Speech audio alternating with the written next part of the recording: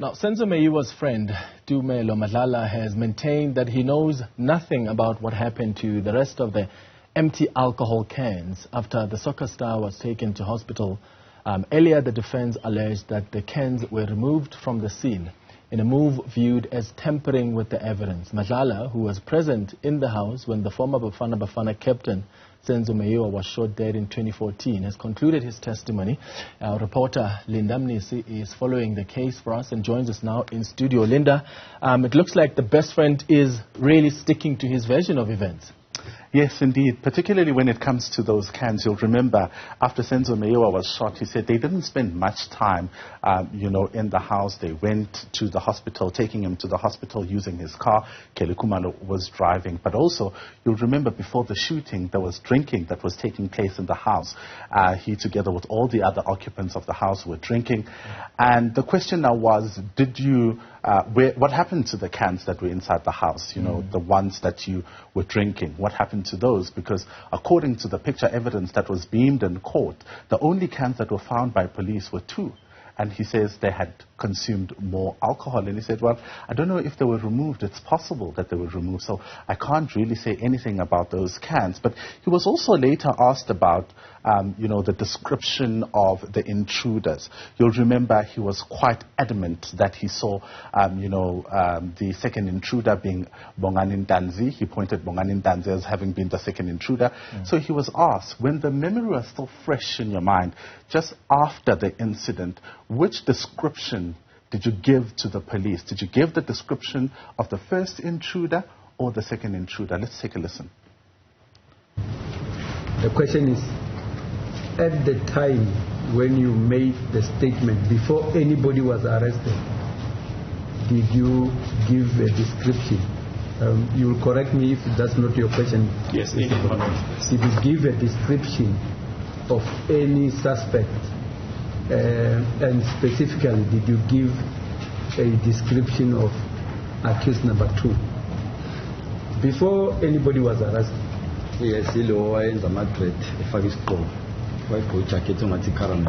Yes, the one with dreads and the one who was wearing this hat and also wearing this caramel jacket.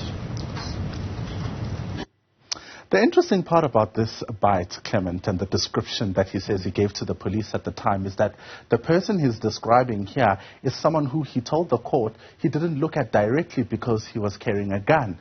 Now he goes and gives the police this description, but comes to court and says, the person that I saw is the second intruder who was in the kitchen. Now, you'll remember he even went as far as describing the color of the jacket of the first intruder, but said couldn't remember the color of the jacket that was worn by the second intruder in the house. And he went as far as detailing, how that jacket had a hoodie.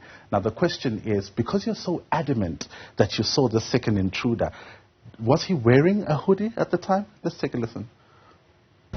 In cross-examination by Mr. Tubani, you mentioned that the suspect had a jacket and that jacket had a hood. Which one do you mean, the first one? Speak about the second suspect.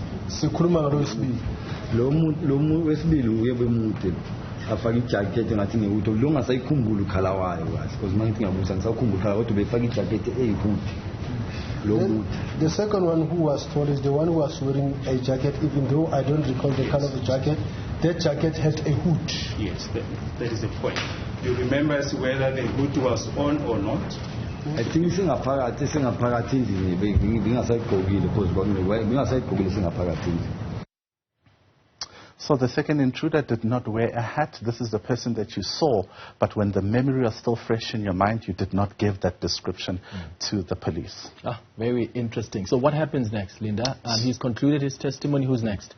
It's unclear at this point. You'll remember the state is keeping the cards very close to its chest, not revealing who the next witness is going to be. But all indications point to the fact that it might be someone who was also in the house. You'll remember this week we saw a lot of movements in court. First it was Kelly Kumalo's lawyer wanting to be readmitted to court as watching brief. And then later we saw Mthokozi Sitwala's lawyer who did not address the court. So it's quite interesting looking at the movements. Chiko Twala, the father of Longo Twala, told us here on Newzroom Afrika that his son has been told to be on standby in case he's called to court. So we don't know at this point. The state says it won't release the names of the witnesses until they're in the witness box because, of course, there are safety concerns. Yeah, Linda Mnisi, thank you for that update.